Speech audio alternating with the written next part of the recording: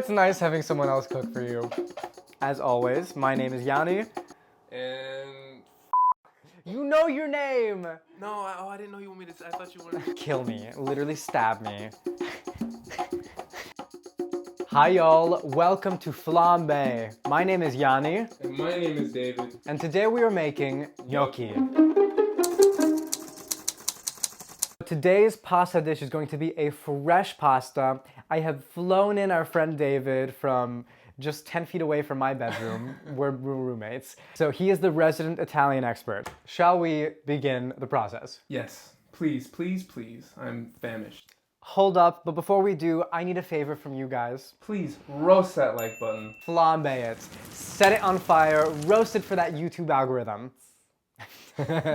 And if you haven't already, subscribe, notification bell, you know the works.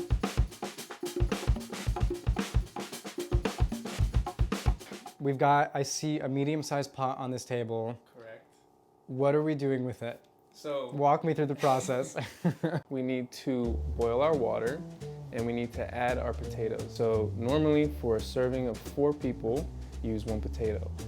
Fill the pot with cold water, we set it on the stove, we bring it to a boil. After it's boiling, we add the potatoes. What you can do as you're adding the salt and it's boiling, you can take a little spoon and you can do it to taste.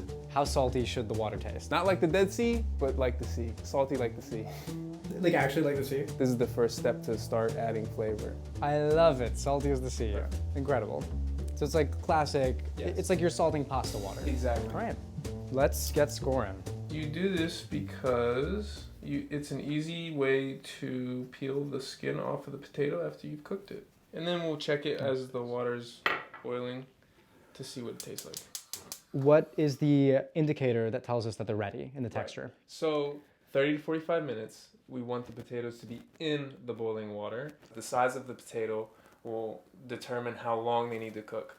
So when you test them, you want to take like a knife and see if it cleanly goes through the potato. And if it has, it'll be easy to mash. And at which point you will take it out of the water and you'll put it in cold water, peel it, and then mash it. Okay, so we're making mashed potatoes. Basically, yeah. And does the temperature matter with this? Does it matter if it's cold room temperature? Does it still have to be boiling hot?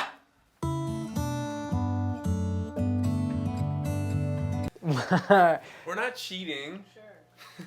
We just prepped these potatoes because they take 45 minutes to boil, which is dramatic. Oh, this is much easier when it's warm. Yeah. I love it. My potato is a little bit bigger than Yanni's.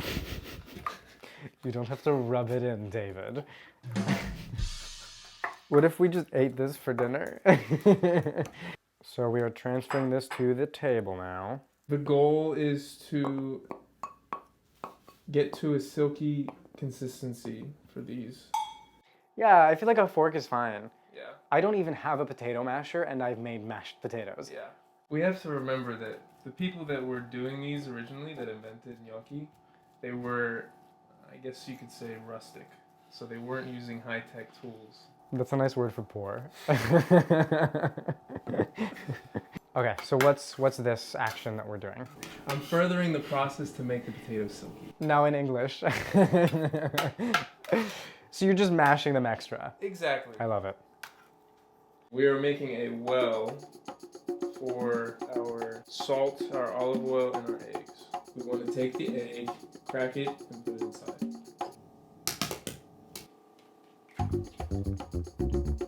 Salt.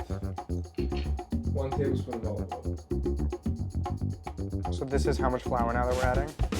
It is a cup. You're just going. Yeah. Oh my god. Okay. You put your whole flour in. So the first half cup we're going to add entirely. So let's see, because you have a lot more dough than me, so you're obviously gonna need more flour than I do. Correct, yes. Can you overmix gnocchi dough?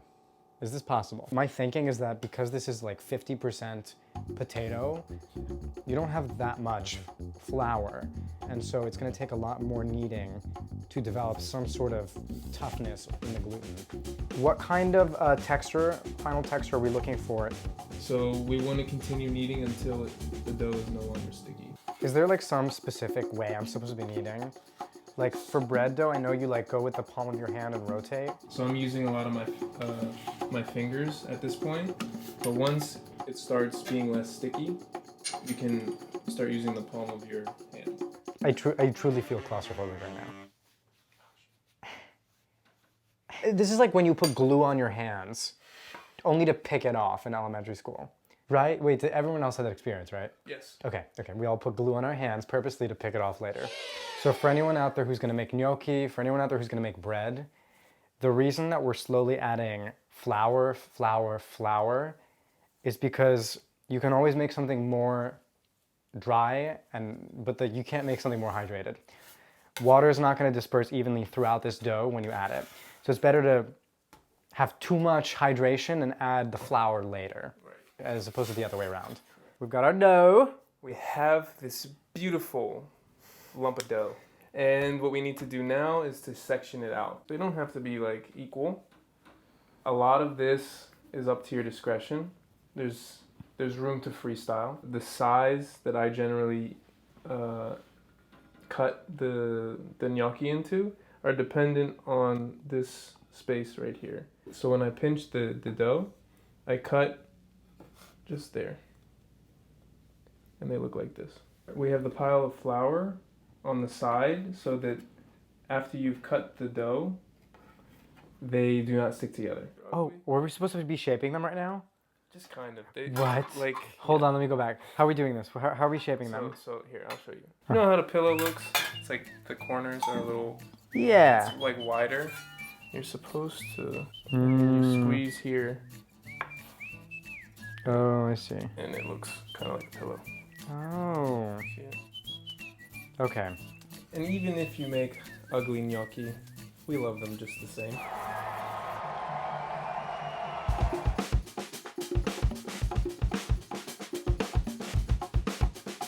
All right, beautiful. So David is now going to walk us through making a tomato sauce.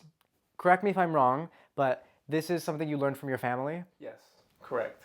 And I took my own style and I changed it up a little bit. Yeah, his own little spin on it. We are going to start our tomato sauce. I'm going to be adding olive oil, onions, and garlic to start. I like to put it on medium heat. I don't want my garlic or my onions to burn. We're just simply cooking them down. I like to add a little bit of spice to my sauce. I add it very early, and I also add it in the middle, and then I also add it at the end. And if you have someone who can't tolerate spice, you just don't invite them to dinner. Yes, I am a dog with these diamonds on my collar, and that's why I got you. I've just added the tomatoes. I've sealed the pot. I want the tomatoes to cook and soften. So the reason that I was crushing the cherry tomatoes is because I want them to rupture completely, and sometimes you have to give a little coercion. You have to touch them a little bit and they'll burst.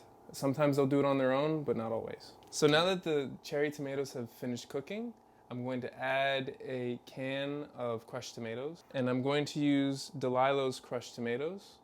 It's actually a brand from Jeanette, Pennsylvania, where my mother grew up. I love this can. I love this can. I gotta worry about the sauce too.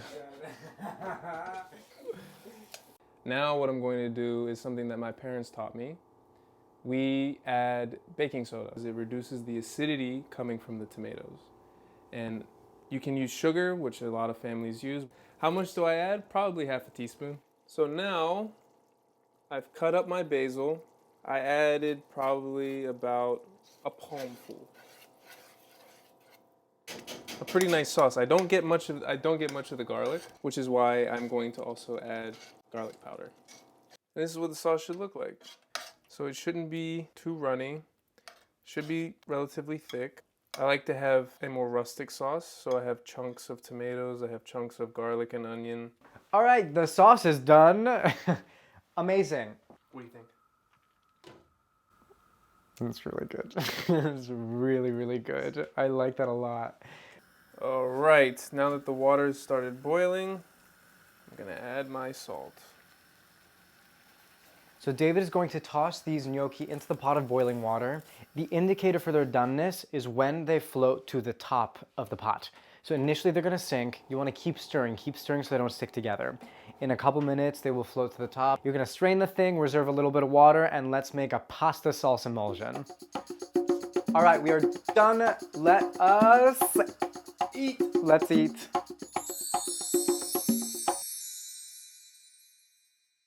All right, I'm ready. let's do it. This took so long. I'm so It excited. didn't take that long, I'm sorry. I don't want to discourage people from trying this.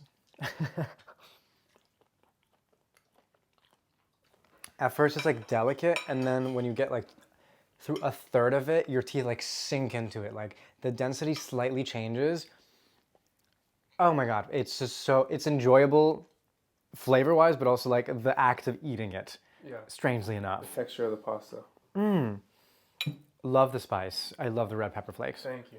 I like it. It's nice because it's not completely, it's not like a full ball of dough. There is the potato in there. Yeah.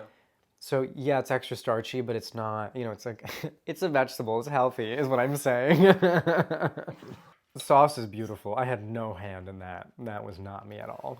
That was just, Please tell me more. Tell me more. no, it's really, really good. I'm not kidding. You did a fantastic job with this. Thank you. I love doing it because it's one of those dishes that when I get home, I'm tired, I don't want to do a lot, and I can just whip it up, eat it, and I'm satisfied. Because you're using cherry tomatoes as opposed to whole large like vine tomatoes or even beefsteak tomatoes, not that I think you should use beefsteak tomatoes here, but because they're much smaller, they break down so much more quickly. Yeah. I think of Italian pasta sauces and like 3-4 hours in the making. Yeah. That's normally how my mom makes her Sunday sauce. She'll start it in the morning and she'll cook it throughout the day. But for stuff like this, I made it so quickly that now it's just something that you do for a quick meal. Pasta's my go-to. So like you make bread and you can't eat that for like a week, Yeah. but it just takes so long to enjoy the fruits of your labor. Yeah. This is all in one night, Yeah. all in one night kind of deal. Yeah. My dears, if you haven't already, this is my flambae impression. If you haven't already, roast that like button, saute it, grill it, boil it, bubble it. Baby, I don't know what you want to do with it. He's reading me for filth. Today we're making my mama's pasta. It's not my mama's Sunday sauce, you know, but it's my version of it. Grill that like button. Roast it, broil it, saute it, flambae it. Commit arson, please roast that like button for the YouTube algorithm. It tells me, yes, I'm a pyromaniac, and yeah, I love your channel. As always, my name is Yanni, and thank you for watching FlamBaé. Bake it, boil it. Boil sounds it's such an ugly word. Fine. Thoughts on what it's like to film something?